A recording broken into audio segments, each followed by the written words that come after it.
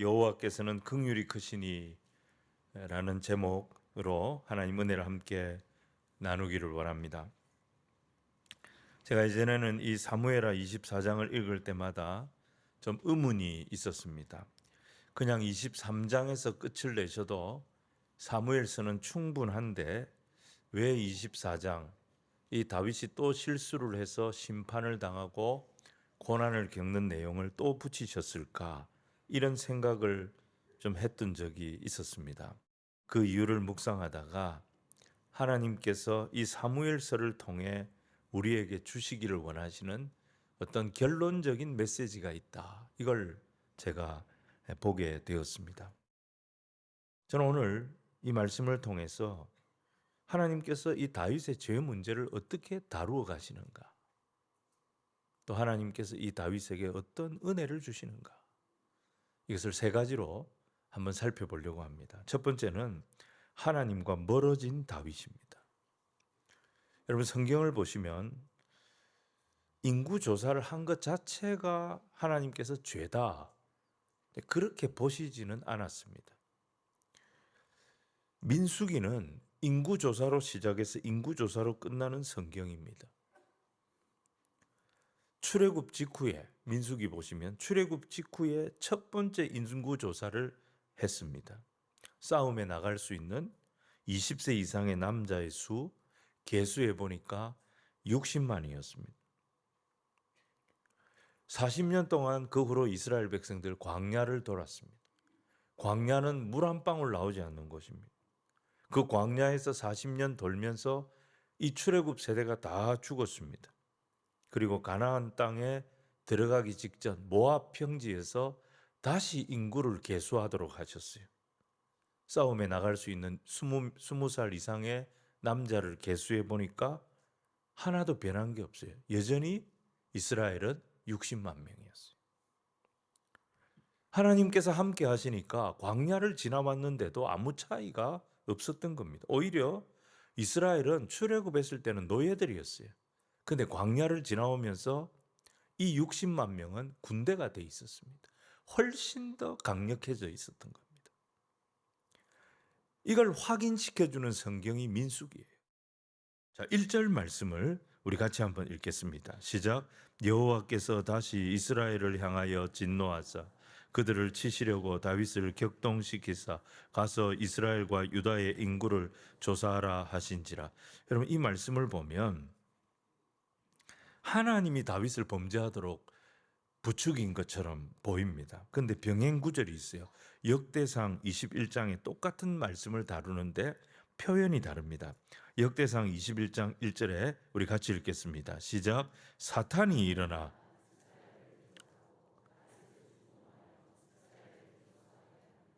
여러분, 여기 보면 사탄이 다윗을 충동한 것으로 나옵니다. 자, 두 본문이 충돌하는 것처럼 보이죠. 우리가 이런 본문을 읽을 때 어떤 해석을 따라야 되느냐, 또 어떻게 해석을 해야 되느냐, 성경의 맥락을 따라서 말씀을 이해해야 합니다. 여러분, 이 세상에서 이루어지는 모든 일들은 다 하나님의 주권 아래서 이루어집니다. 하나님 몰래 이루어지는 일 없습니다. 그 하나님은 우리가 다른 사람 다 속이고 남몰래 짓는 죄가 있다 할지라도 하나님은 그 죄까지 다 보고 계십니다. 그래서 여러분, 우리가 죄를 지었는데 별일이 없었다, 그래서 내가 하나님을 속였다라고 착각하면 안 됩니다. 하나님은 바로바로 징계하시지 않습니다. 하나님은 하나님의 때까지 때로는 우리의 죄를 허용을 하십니다. 용납을 하십니다. 왜 하나님이 죄 짓는 것을 용납하실까요? 시간을 주시는 거예요. 기회를 주시는 거예요. 스스로 깨닫고 돌아오도록 시간을 주시는 거예요. 여러분, 애가 버릇없이 행동할 때 처음에 부모는 딱 지켜봅니다. 시간을 주고 기회를 줬는데도 근절이 안 돼요. 이게 계속되면 버릇이 될 것 같아요. 그러면 어느 한 사건을 딱 계기로 부모가 매를 드는 거예요. 우리 하나님도 마찬가지예요. 다윗이 인구조사 한번 잘못했다고 매를 드신 것이 아닙니다. 다윗은 이스라엘의 왕입니다. 이스라엘을 통치하는 중에 어느 때부터인지는 모르겠는데 그 중심이 하나님을 벗어나는 거예요. 어느 때부터인지는 모르겠는데 지금 하나님하고 계속 멀어지고 있는 거예요, 다윗이. 그러다가 인구조사까지 오게 된 거예요. 이 인구조사는 사탄의 시험이었습니다. 죄의 유혹이었습니다. 하나님은 요 시험 가운데 다윗을 방임하시지만 이번에 다윗을 내가 잡아야 되겠다. 그렇게 해서 그를 징계하신 겁니다.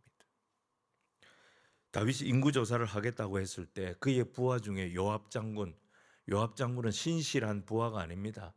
아주 이기적이고 탐욕이 가득한 그런 사람이었어요. 근데 이 사람마저도 이거는 부담이 됩니다. 안 하는 게 낫겠습니다. 그렇게 조언을 했어요. 그런데도 다윗은 막무가내로 밀어붙였던 거예요. 자, 2절로 4절 말씀을 우리 같이 한번 읽겠습니다. 시작. 이에 왕이 그 곁에 있는 군사령관 요압에게 이르되 너는 이스라엘 모든 지파 가운데로 다니며 이제 다한에서부터 부엘세바까지 인구를 조사하여 백성의 수를 내게 보고하라. 요압이 왕께 아뢰되 이 백성이 얼마든지 왕의 하나님 여호와께서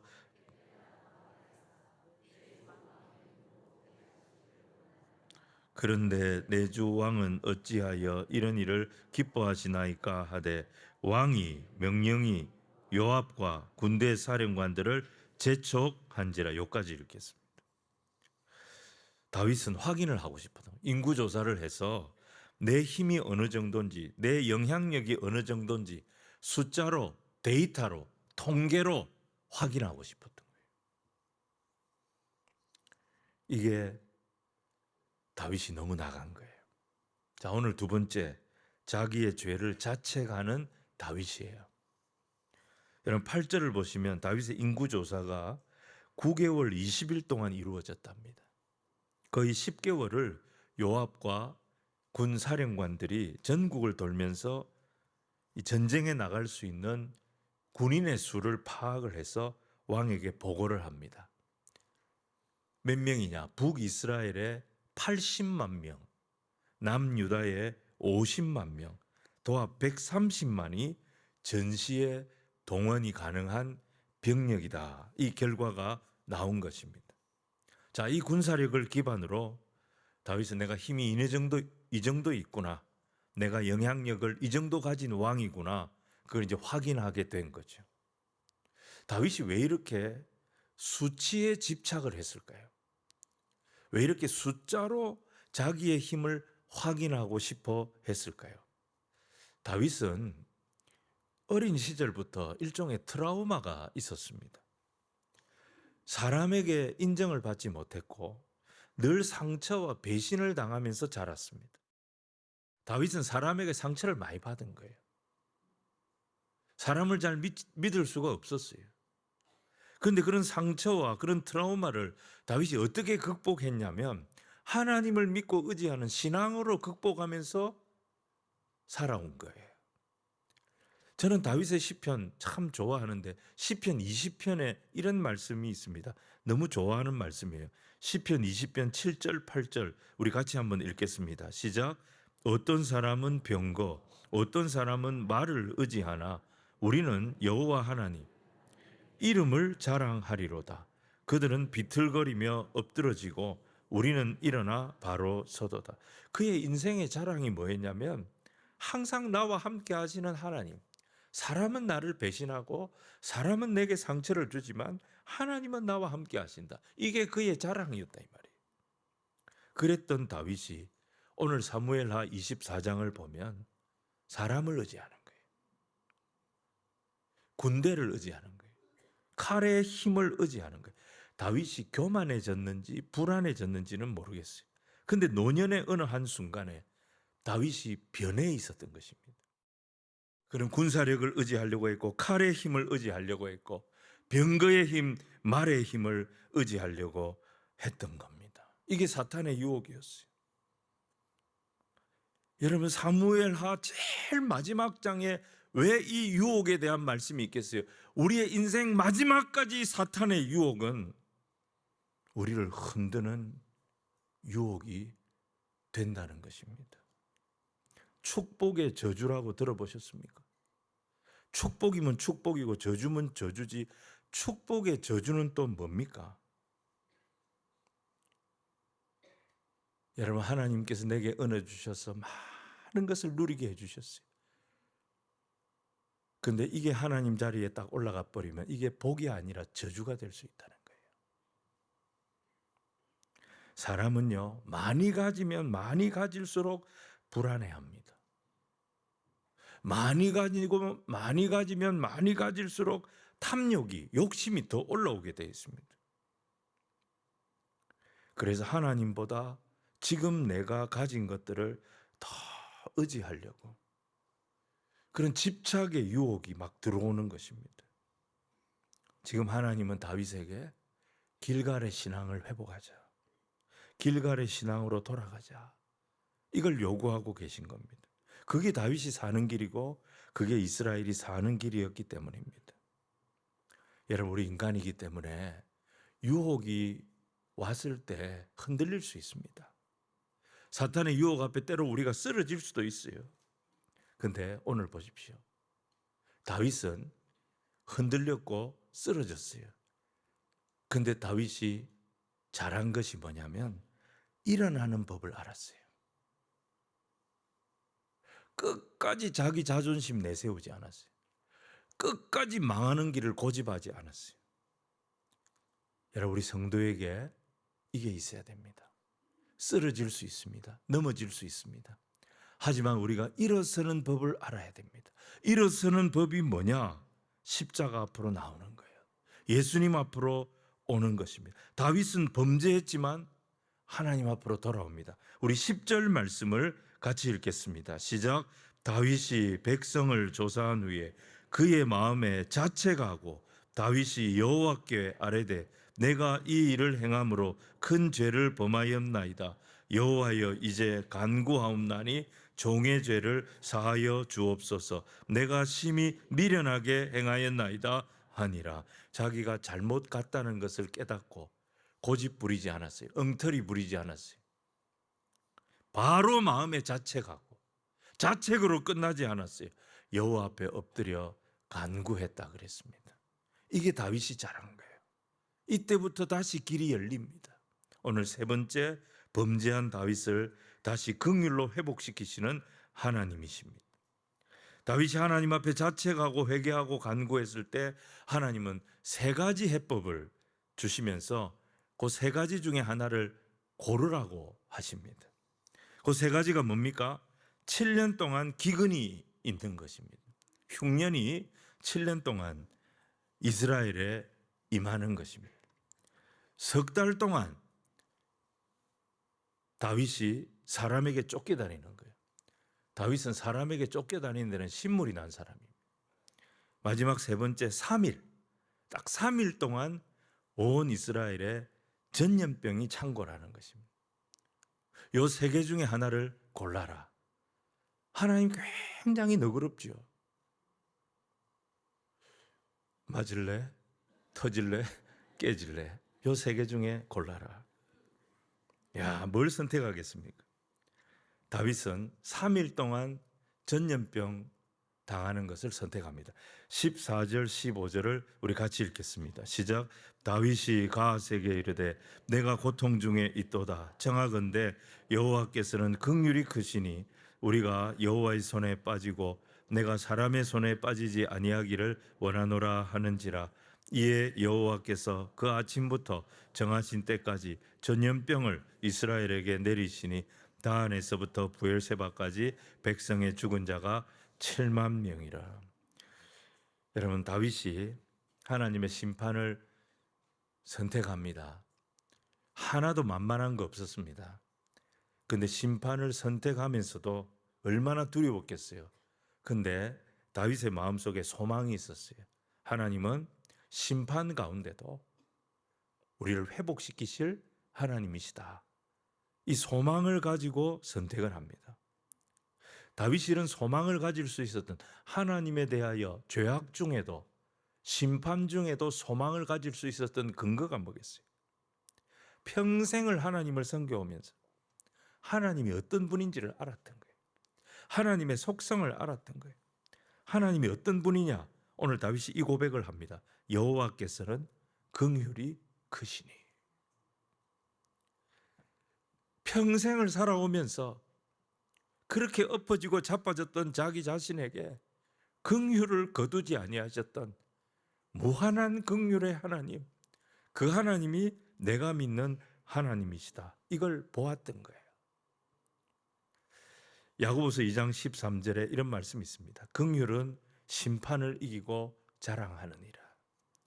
하나님의 긍휼은 여러분 무조건 심판을 이깁니다. 하나님의 긍휼은 여러분 무조건 우리의 죄책을 다 이기고 남습니다. 이것이 하나님의 긍휼입니다. 다윗은 하나님의 긍휼을 기대하면서 전염병 심판을 선택한 거예요. 물론 심판은 너무너무 아픈 것이었습니다. 3일 만에 이스라엘 백성 7만 명이 죽어나갔습니다. 앞으로 얼마나 많은 사람이 더 죽을지 알 수가 없는 그런 상황이었습니다. 근데 그때 하나님은 다시 다윗에게 말씀을 주십니다. 아라우나의 타작마당으로 올라가라. 그 타작마당을 사라. 그리고 거기서 번제를 드려라. 예배를 드리라고 말씀하십니다. 그가 이 말씀에 순종하여 아라우나의 타작마당에서 하나님 앞에 번제를 드릴 때 이 무자비한 심판, 이 무서운 심판이 멎는 긍휼이 거기서부터 부어지기 시작했던 것입니다. 자, 18절 말씀을 우리 같이 읽겠습니다. 시작. 이날에 가시 다윗에게 이르러 그에게 이르되 올라가서 여부스 사람 아라우나의 타작마당에서 여호와를 위하여 제단을 쌓으소서 하매, 이어서 우리 25절 계속 있습니다. 시작. 그곳에서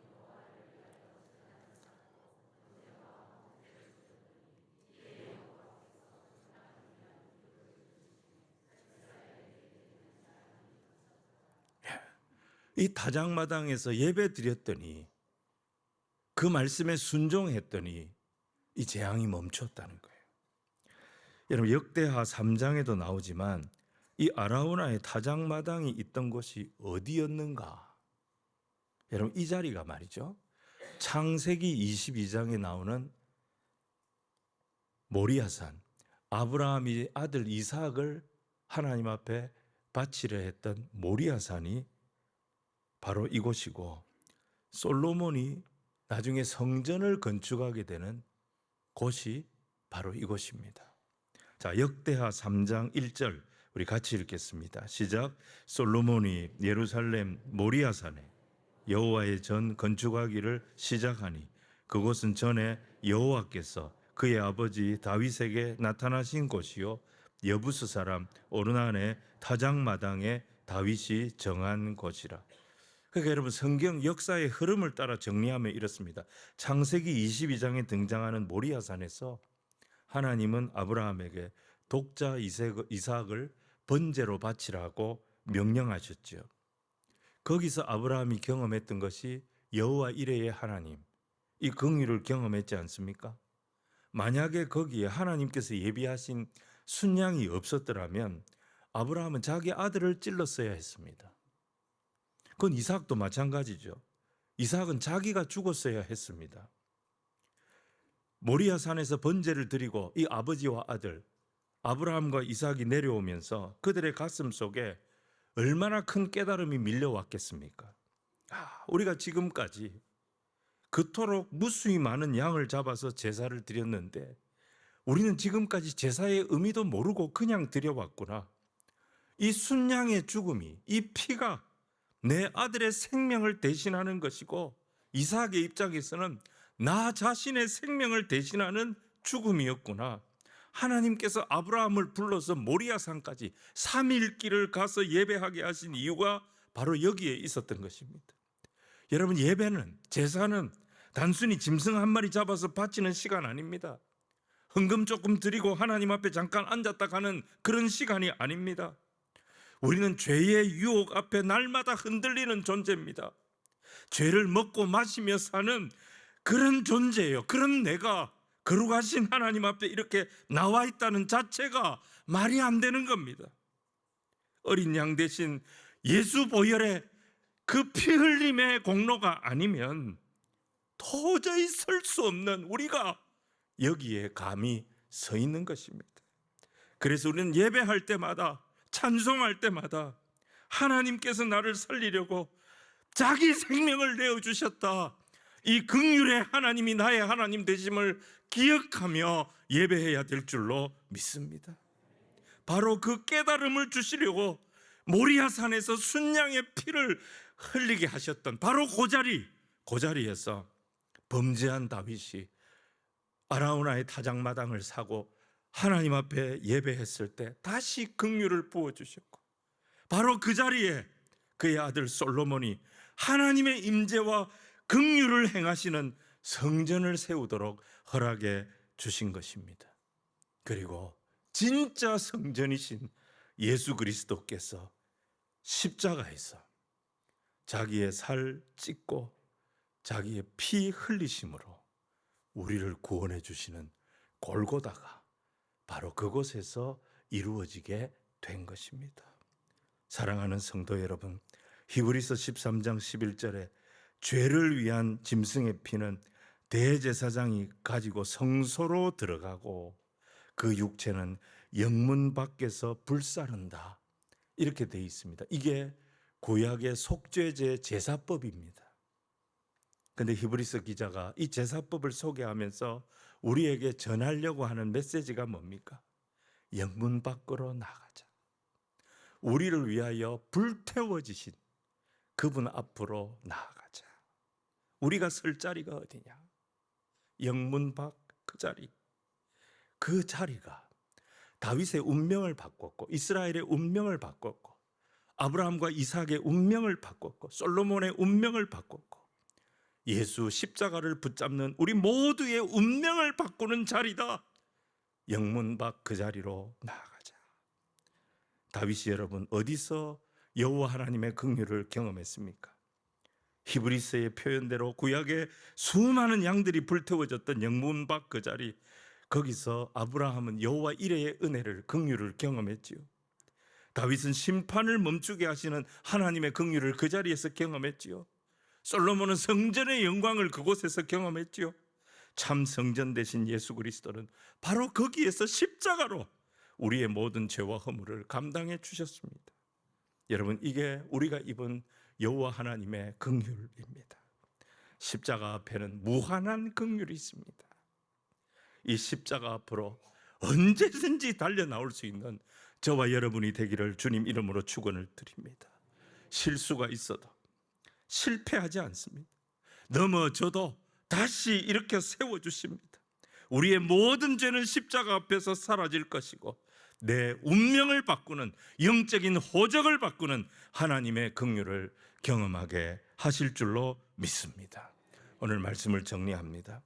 사무엘하 24장에서 하나님은 인구조사라는 다윗의 죄악을 통해서 우리에게 복음을 들려주십니다. 죄를 처리하는 방법을 알게 해주십니다. 그게 뭡니까? 다윗의 후손으로 오실 예수 그리스도를 붙잡으라는 것입니다. 이 예수님 붙들면 100번 넘어지고 1000번 넘어져도 우리 다시 일어날 수 있습니다. 에베소 2장 1절에 그는 허물과 죄로 죽었던 너희를 살리셨다 그랬습니다. 예수님의 십자가는 모든 죄책을 이기고 남습니다. 모든 심판을 이기고 남습니다. 이것이 우리에게 주신 하나님의 구원의 복음입니다. 우리를 위해 십자가 지신 예수님, 그 예수님 다시 오십니다. 히브리서 9장 27절로 28절, 한 번 죽는 것은 사람에게 정한 것이요 그 후에는 심판이 있으리니 이와 같이 그리스도도 많은 사람의 죄를 담당하시려고 단번에 들이신 바 되셨고 구원에 이르게 하기 위하여 죄와 상관없이 자기를 바라는 자들에게 두 번째 나타나시리라. 예수님은 우리 죄를 위해 이미 한 번 이 세상에 오셨습니다. 그리고 우리를 위해 십자가를 지시고 우리의 죄와 허물을 다 담당해 주셨습니다. 그리고 다시 오십니다. 두 번째 오실 때는 영광스러운 하나님의 모습으로 우리의 구원의 완성을 위하여 다시 오실 줄로 믿습니다. 이 예수님께 소망을 두고 이 예수님 앞으로 나오십시오. 우리 예수님께는 모든 죄를 덮는 긍휼이 있습니다. 망가진 심령을 회복시키는 능력이 있습니다. 치유와 생명을 주시는 놀라운 은총이 있습니다. 사무엘서를 마무리하면서 우리 같은 죄인들에게 이 한없는 긍휼 끝없이 베푸시는 예수님의 영원한 사랑이 있다. 우리 하나님의 영원한 긍휼이 있다. 이 말씀을 기억하시고 예수 십자가 날마다 단단히 붙잡고 주님과 더 가까이 믿음으로 동행하는 저와 여러분이 다 되시기를 주님 이름으로 축원을 드립니다.